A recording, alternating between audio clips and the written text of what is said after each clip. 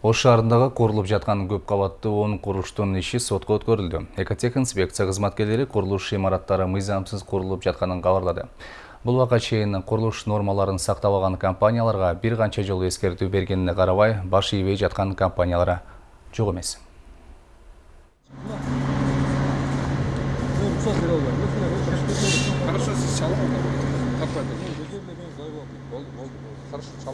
Ош шаарында бул сыяктуу курулуп жаткан имараттар 20дан ашуун, бирок тең жарымынын жумушу мыйзамсыз экени айтылууда. Экотех инспекция кызматкерлеринин эскертүүсүнө карабай, курулуштар кайрадан эле улантылууда.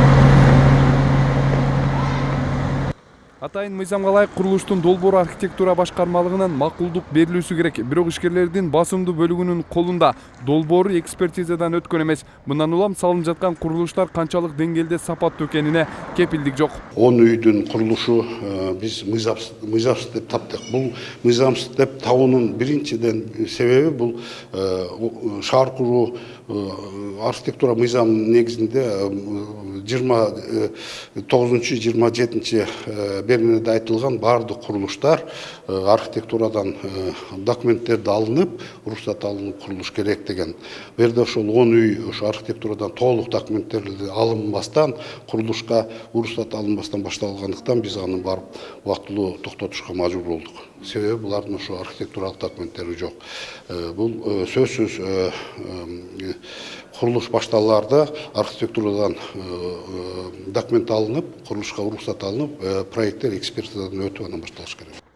Ишкерлерге бир топ ыңгайлуу шарттар жана колдоолор болгону менен курулуш курууда нормалар сакталбастан айрымдары экотех инспекцияга нааразыланышууда. Ал тургай сотко берүүгө да үлгүрүшкөн. Ошон үчүн биз сотко бергенбиз. Сотто азыр көпчүлүгүнүн чечими чыкты.